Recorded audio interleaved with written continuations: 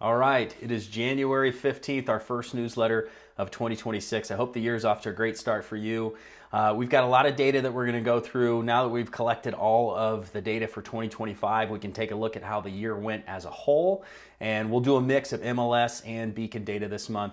We'll start with our MLS. So this is number of sales for the entire year of 2025. Now, keep in mind, single family homes under an acre in Bend. I use the same search criteria every time that I do this. So if you've watched the newsletters in the past, this is kind of apples to apples every single month when we look at these kind of things. So we had 1,755 homes sale. If you look down there, you can look at the average sold price of 910, median sales price of 733. And then over there to the right, DOM stands for days on market. Average was 65, median was 36. All right, so let's compare this to the entire year of 2024 just to see how we did year over year. Number of sales was less in 2024, 1,600. So we had about 155 more sales last year than we did in 2024. You can see there too, average sales price went from 887 to 910 for 2025, and the median was also up a little bit from 729 to 733, and then the market moved slower. Remember, the average days on market for last year was 65, and in 2024 it was 51. Let's take a look at our pie chart, and with those sales in 2025, sort of which price points made up most of the data. You can see from 5 to 700,000, a lot of home sales there. Really positive, in my opinion, to see over 100 houses under 500,000 sell in Bend with how expensive our little town has become. I wish there was even more of that, but it is nice to see some of those sales. Okay, so sort of keeping with the theme of number of sales, we'll start with the Beacon report and exactly that chart. You can see we had 126 sales in the month of December. Last December, had about 105, so a little bit better end of the year. Now, if we take this data and total up all the sales for 2025, we had 1,710, and this data again for 2024, 1,550 sales. That is a little over a 10% increase year over year.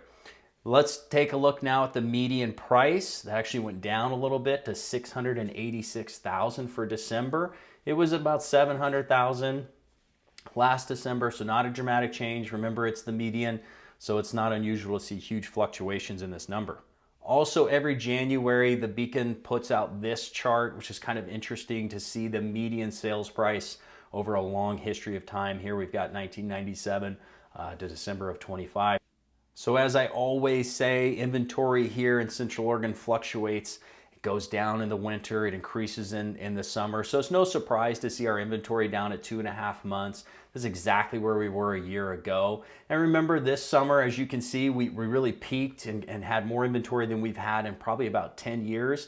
My prediction on this is we're going to start to see this inventory pick up and pick up early.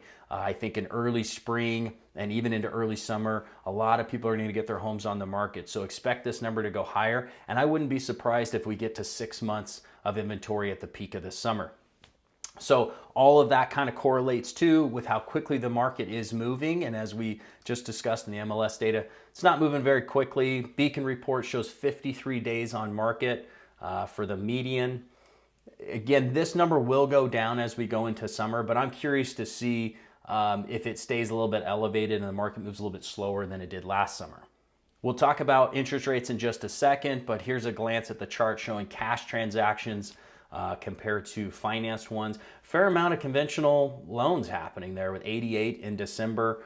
Last December, we only had 56, and then you're seeing fewer number of cash sales right now, so kind of interesting to see that. So current 30-year fixed rate mortgage still floating a little above 6. I have seen some clients lock in rates a little below 6. I think the best I've seen recently was 5.75. Here's a look at that chart over the long term. Rates have improved slowly, but they've definitely stalled out a little bit here. And it's kind of anybody's prediction, but my thought is rates will improve a little bit this year. Maybe we get into the mid 5s. Maybe low 5s. I wouldn't really bank on that. Last chart we'll pull up is our inflation, current inflation in the United States is about 2.7%.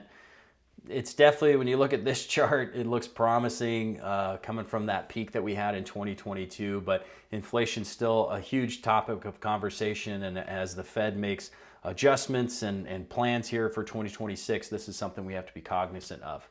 All right, well, thank you as always for watching. I really appreciate everybody had a chance to work with last year. I'm excited for many of you that we're already having conversations with. We're already getting homes on the market. I'm excited to work with you this year. And if you have any friends, any family members that are interested, even want to just have a conversation this year, I'd love having an opportunity to sit down with them. So please think of me when that moment comes up, and I'll see you next month.